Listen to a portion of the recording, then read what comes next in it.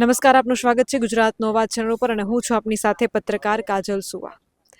રાત્રિના સમયે પોલીસ સ્ટેશનમાં બેઠી છું. ખેડૂતોની એક જ માંગ છે કે જે ખેડૂત આગેવાન ઉપર હુમલો કરવામાં આવ્યો છે એ આરોપીઓને જલ્દીથી પકડવામાં આવે. રાત્રિનો માહોલ થઈ ચૂક્યો છે, રાત થઈ ચૂકી છે. મોટી સંખ્યામાં તમે પોલીસ સ્ટેશને અહીંયા હાજર છો, તો શું માંગ છે તમારી? અમે ડૈણી ગામમાં અમારા લાઈન ગળાતી હતી તે અમારે લાઈન ગળા આંદોલનમાં જ હતું. એમાં શૈલેષભાઈ એ અમારા ખેડૂત ભાઈનો હકાલવાયા. પછી શૈલેષભાઈ ઘરે નીકળ્યા. પછી અહીંયાથી અમારા આંદોલનમાંથી પછી એમને હુમલો કરવામાં આવ્યો. તો અમારે શા કારણથી એમને હુમલો કરવામાં આવ્યો એ તો અમારે જાણવા મળે ને. તો અમારા આરોપી જોઈ અને એમને મેકલનારાય જોઈએ કે કોને એમને લાશ કોને ખવડાવી. આરોપી જોઈ અને એમને મેકલનારા કે એમને કોને મેકલ્યા એ અમારે ન્યાય જોઈએ. અમારે આનો ન્યાય જોઈએ. ન્યાય લીધા વગર અમે જવાના નથી. જગદંબાયું બેઠી જ છે બધે, એ સરકારને દેખાય છે. કેટલા બહેનો છો તમે અત્યારે? અમે 3 દિવસથી ના બેઠા છે તે એનો ન્યાય આવતો નથી. બરોબર, શૈલેષભાઈ માટે ન્યાય લેવો તો પડે ને. તો અમે ભૂષણ તરસ્યા 3 દાડે ત્યાં બેસી અને આજ જમણવાર આ કર્યું પોલીસ સ્ટેશનમાં. બરોબર, પછી આ બેઠા અમે 3 દિવસથી બેઠા છીએ અમે. તો તે આ શૈલેષભાઈનો ન્યાય ના આવતો. કેમ ના આવતો? આવો તો પડે ને ન્યાય. ન્યાય લેવા કરી અમે ઉઠવાના નથી અહીંથી. કેમ નથી આવતું, શું લાગે છે? અમારે શૈલેષભાઈનો ન્યાય આવે, એ મારે અહીંનો ન્યાય આવે પછી ઉઠવાનું હોત. પણ કેમ ન્યાય કેમ નથી મળી રહ્યો, શું લાગે છે તમને? આ ન્યાય ચમનું હાગે શું આ બધું સરકારને જોવાનું. સરકાર સાહેબ ગોતી લાવશે આ ન્યાય. બધો નહીં લાવે એ સરકાર સાહેબ બધે ફરશે તો અહીં આપણો ન્યાય નહીં લાવે. લાવો તો પડે જ તે ને. ગમે તાણે આજકાલ કરીને 3 દિવસ થયા તો એમને ન્યાય તો લાવવો પડે ને. તો સરકાર સાહેબ ગમે એવું હોય તો એ સારી લાવે, ગમે દુનિયાના પડમાં હોય તો. અને આ ના લાવે એટલે એમને લાવવા તો પડે જ તે ને. બેસ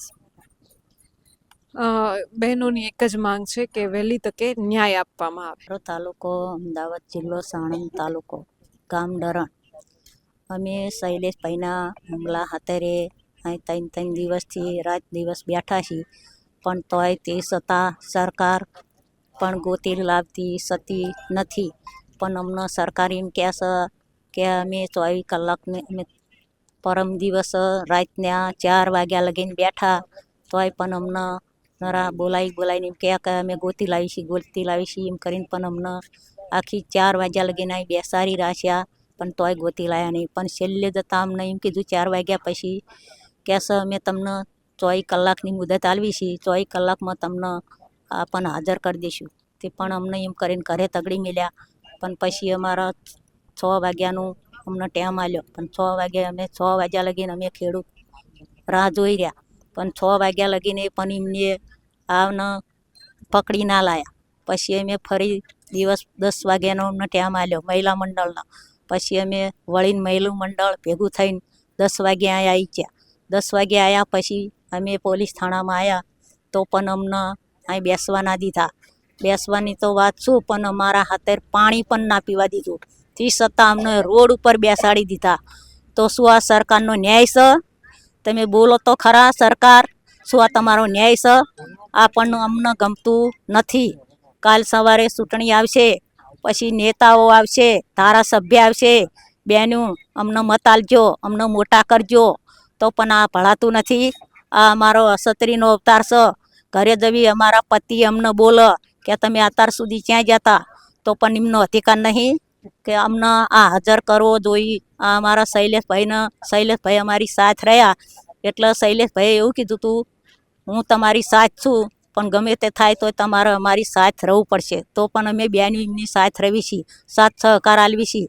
તો પણ હુમલો કરવા કયા માણસે મોકલ્યો અને શા કારણથી મોકલ્યો એ માણસ હાજર જોઈએ.